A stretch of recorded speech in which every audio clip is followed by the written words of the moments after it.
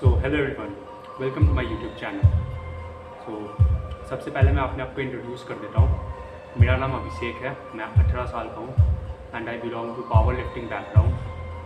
I have been in this field for the last 2 years और मैं आपको पहले ही बता देता हूँ, I don't hold any certification and what ever I am saying is based upon my own experience since the last 2 years। So let's begin. तो आज का टॉपिक है स्क्वाट्स।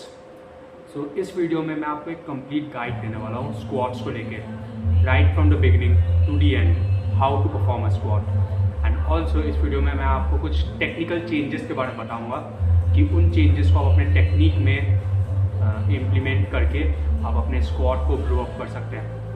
इनमें से कुछ टिप्स ऐसी है जिन्होंने मेरे स्क्वाट को 120 kg से 160 kg लेके जाने में हेल्प किया था in just 4 months and at a body weight of 70 kgs। So let's begin. First thing that you have to keep in mind is the grip. अब ग्रिप यहाँ पे आपको कम्प्लीटली आपके शोल्डर मोबिलिटी एंड आपके personal preference पे depend करता है। For example, कुछ लोग एक वाइड ग्रिप प्रेफर करते हैं और कुछ लोग एक नैरो ग्रिप। बारबल्स में ऐसे मार्किंग होते हैं और यूजुअली लिफ्टर्स उन्हीं मार्किंग के अकॉर्डिंग अपने ग्रिप्स लेते हैं। अब जिन लोगों का शोल्डर मोबिलिटी थोड़ा ख़राब है तो वो मोस्टली एक वाइड ग्रिप प्रेफर करते हैं, but that's not the only factor. In fact जो लोग लो बार स्क्वाट करते हैं वो भी मोस्टली एक वाइड ग्रिप प्रेफर करते हैं। तो इसमें 2 डिसाइडिंग फैक्टर जैसे मैंने आपको बता दिए।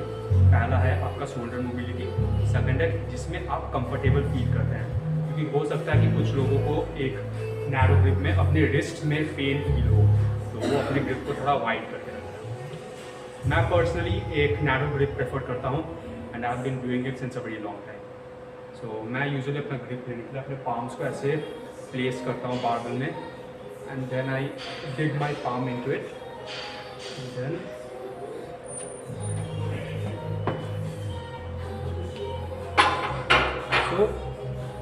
This is how I take my grip. And आप भी इस चीज़ को ट्राई करिएगा अपने शोल्डर मोबिलिटी के अकॉर्डिंग या फिर आप अपने पर्सनल प्रेफरेंस के अकॉर्डिंग अपना ग्रिप चूज़ कर सकते हैं। तो next thing is high bar और लो बार। सो हाई बार और लो बार कम्प्लीटली इस चीज़ पे डिपेंड करता है आप बार को किधर प्लेस कर रहे हैं। फॉर एग्जाम्पल, कुछ लिफ्टर्स हाई बार को प्रेफर करते हैं over low bar. It all depends जिसमें आप स्ट्रॉन्ग फील करते हैं। हाई बार के लिए लिफ्टर्स उस बारबल को अपने ट्रैप्स पे ट्रैप के ऊपर प्लेस करते हैं एंड लो बार पे वो अपने rear delts and lower trap वाले रीजन में। मैं आपको दिखाता हूँ। So for high bar squat, lifter will take his and will place it on his trap and then take the stance. Whereas on the low bar, lifter क्या करता है कि बारबल को अपने rear delts and lower trap पे dig करता है and then he takes his stance and then performs the squat. So इसमें भी आपको जिस भी प्लेसमेंट में ज़्यादा स्ट्रॉन्ग फील हो रहा है, ज़्यादा कंफर्टेबल फील हो रहा है, आप वो कर सकते हैं। बहुत से लिफ्टर्स हाई बार और लो बार दोनों प्रैक्टिस करते हैं। तो third tip is bending the bar Q. तो इसको समझने के लिए मैं एक PVC बार से आपको समझाऊंगा। तो जब आप बार को ऐसे ग्रिप ले रहे हैं उसके बाद आपको प्रिटेंड करना है as if you are bending the bar, just like this. आप देख रहे हैं कैसे ये बेंड हो रहा है, तो सेम आपको बारबल के साथ प्रिटेंड करना है। इवन तो बारबल बेंड नहीं होगा but this will help you to activate your back. इससे आपका बैक इंगेज होगा आपके लिफ्ट में and it will help you stabilise the weight. और जितना स्टेबल वेट रहेगा उतना स्टेबल आपका लिफ्ट होगा और उतना आसानी होगा आपको वो लिफ्ट को कंप्लीट करने में। तो चौथा पॉइंट है ब्रेसिंग। अब जब आपने अपना ग्रिप ले लिया, आपने बार को प्लेस कर दिया, आपने इंगेज कर लिया अपने लैट्स को, उसके बाद आपको क्या करना है, ब्रेस करना है। सो ब्रेसिंग में आपको यूजुअली क्या करना है कि सबसे पहले आपको अपने बॉडी से पूरा सांस छोड़ देना। उसके बाद आपको एक कैसे बोलते हैं, एक हैवी ब्रेथ लेना है, एक लॉन्ग ब्रेथ एंड आपको प्रिटेंड करना है कि वो सांस आपके पेट में जा रही है एंड आपको यहाँ से पुश करना है। So you will feel that your core is tight और आपका कोर टाइट होगा। और इसको और भी आसान बनाने के लिए आप प्रैक्टिस कर सकते हैं कि जब आप बेल्ट पहनते हैं तो वाइल ब्रेसिंग आपको प्रिटेंड करना कि आप बेल्ट को दूर की तरफ पुश कर रहे हैं, तो उससे आपका ब्रेसिंग और भी ज़्यादा बेटर होगा। सो देखिए, अब ब्रेसिंग करने का पूरा पॉइंट क्या है। हम जब हैवी वेट स्क्वाट कर रहे हैं तो हमारे पूरे बॉडी को टाइट एंड स्टेबल रखना पड़ता है, एंड हमारा ये जो कोर है ये एक नेचुरल बेल्ट है। तो जब हम ब्रेस करते हैं तो हम वेट को हमारा कोर जितना स्टेबल रहेगा उतना स्टेबल हमारा वेट रहेगा एंड उतना आसान लिफ्ट होगा। नाउ अब ब्रेसिंग में भी एक और चीज़ है हमें जो ध्यान में रखना है कि वाइल ब्रेसिंग जब आप वॉकआउट कर रहे हैं तो वॉकआउट करने के बाद आपको उस सांस को छोड़ देना है, एंड उस सांस को छोड़ने के बाद आपको अपना स्टांस वगैरह सब ऑन पॉइंट रखना है, एंड देन एक बार फिर ब्रेस करना है और एक डीप ब्रेथ लेके आपको स्क्वाट को परफॉर्म करना है। तो अभी मैं आपको वॉकआउट समझाऊंगा। तो एक बार आपने ग्रिप ले लिया एंड आपने अपना बार को प्लेस कर लिया। प्लेस करने के बाद जब आपको अब बारी है वॉकआउट की, तो वॉकआउट में ज़्यादातर लोग गलती ये करते हैं कि वो अपने वॉकआउट को बहुत लंबा बना लेते हैं एंड इस पर बहुत सा एनर्जी एक्सपेंड कर देते हैं, जिसके कारण उन्हें स्क्वाट करने में डिफ़िकल्टी होती है। तो अभी मैं आपको एक प्रॉपर वॉकआउट का क्यू दिखाता हूँ।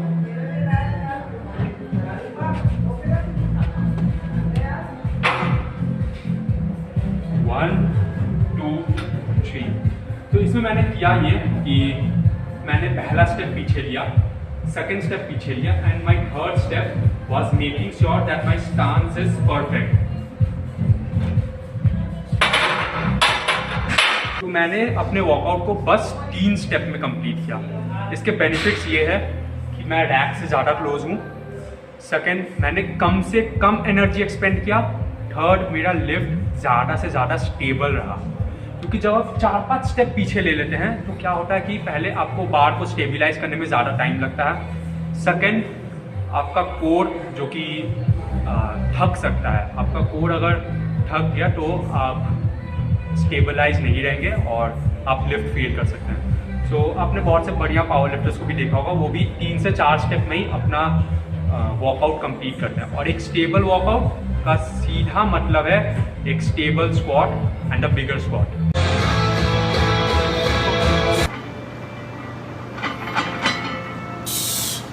Speech to the young, speech to the progress. Say to them, even if you are not ready for the day, it cannot always be night. Sir, flex that. So next point is stance. So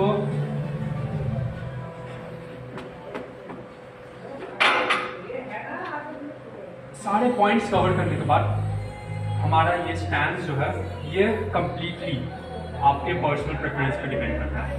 किस stance पे आपको सबसे ज़्यादा depth मिलती है और किस stance में आपको सबसे ज़्यादा कंफर्टेबल फील होता है और सबसे ज़्यादा स्ट्रॉन्ग आप फील करते हैं। फॉर एग्जांपल एक होता है वाइड स्टांस, जिसे सुमो स्टैंस भी बोलते हैं।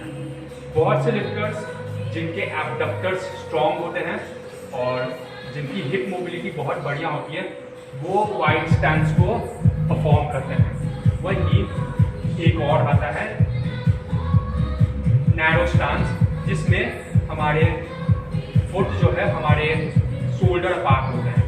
तो उसमें ये यूजुअली लिफ्टर्स तब करते हैं जब उनके हिप मोबिलिटी में इशू होती है या फिर उनका पर्सनल प्रेफरेंस, क्योंकि मैंने जैसे बताया कि ये कंप्लीटली आप किस स्टैंस में सबसे ज़्यादा स्ट्रॉन्ग फील करते हैं उसके ऊपर डिपेंड करता है। मैं पर्सनली एक क्लोज स्टांस प्रेफर करता हूँ क्योंकि इस स्टांस में सबसे ज़्यादा स्ट्रॉन्ग फील करता हूँ,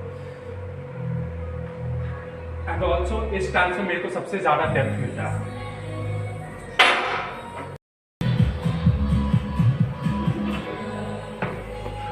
सो next point is breathe out. तो आप सोचोगे ब्रीथ आउट क्यों? तो जब हम यहाँ पे ब्रेस कर रहे हैं एंड पीछे आके अपना स्टैंस ले रहे हैं और उसके बाद स्क्वाट परफॉर्म कर रहे हैं, इतनी देर ब्रीथ इन करके रखना, ब्रेस करके रखना इज प्रैक्टिकली नॉट पॉसिबल। हाँ, ऑफकोर्स आपका रेस्पिरेटरी सिस्टम अगर बहुत स्ट्रॉन्ग है तो आप ये कर पाएंगे, पर हर किसी के लिए पॉसिबल नहीं। तो इसलिए लिफ्टर जब अपना स्टैंस ले लेते हैं, अपना स्टैंस लेकर वो क्या करते हैं, अपना सांस जो से छोड़ते हैं, इससे पहला उन्हें एक बार और ब्रीथ इन करने का मौका मिलता है, एंड सेकेंड जब आप ऐसे यहाँ पे आके सांस छोड़ते हैं तो इससे होता है कि आपका रिब्स जो है वो सिंक करता है and it puts you in a more better position to perform the squat. Next point is hip hinge. अब हिंज जो है वो ऑप्शनल है।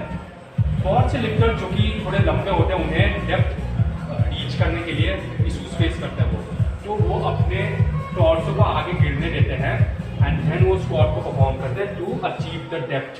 तो ये कम्प्लीटली ऑप्शनल है, ये पूरा आपके फ्लेक्सिबिलिटी पे डिपेंड करता है और आपके हाइट पे डिपेंड करता है। शॉर्ट लिफ्टर्स नहीं करते हैं ऑफ कोर्स हिंज, और इट्स कम्प्लीटली अपॉन देम। और ज़्यादातर हमें टॉल लिफ्टर्स को देखें वो सामने टॉर्सो को गिरने देते हैं एंड देन वो इस लिफ्ट को परफॉर्म करते हैं।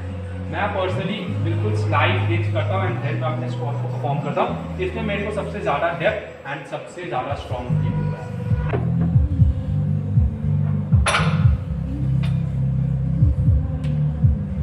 सो सारे पॉइंट्स कवर करने के बाद लास्ट टिप जो है वो है स्टेइंग ऑन द मिडफुट। तो यूजुअली क्या होता है कि बहुत से लोग स्क्वाट करते टाइम अपने हील्स पे वेट को डाल देते हैं। अब जब अपने हील्स पे वेट को डालेंगे तो आप पीछे की तरफ गिरोगे, और अगर आप उसको अपने टोज पे डाल दोगे तो आप आगे की तरफ गिर सकते हो। सो इस चीज़ को करेक्ट करने के लिए आपको क्या करना है, व्हाइल परफॉर्मिंग द स्क्वाट पूरे सेट के और पूरे रेप के दौरान आपको क्या करना, अपने वेट को मिडफुट पे रखते हुए स्क्वाट को परफॉर्म करना। तो इससे दो चीज़ होगी, पहला बार स्टेबल रहेगा, सेकेंड एक डिफाइंड बार पार्ट रहेगा, एंड जितना डिफाइंड एंड स्ट्रेट आपका बार पार्ट रहेगा उतना इजी वेट मूव होगा एंड आपका रेप कंप्लीट होगा। वेट को जब हम मिडफुट पे रखते हैं तो उससे पहला चीज़ ये होगा कि हम डिसबैलेंस नहीं होंगे। सेकेंड, जब वेट हमारे मिडफुट पे रहता है तो हम सबसे ज़्यादा फोर्स एक्सर्ट कर पाएंगे एंड वेट को ऊपर की तरफ पुश कर पाएंगे। So that is all for today. I hope you all found this video helpful, और ऐसे ही और भी इंफॉर्मेटिव वीडियोज़ के लिए और व्लॉग्स के लिए मेरे चैनल को सब्सक्राइब कर लीजिएगा। Thank you.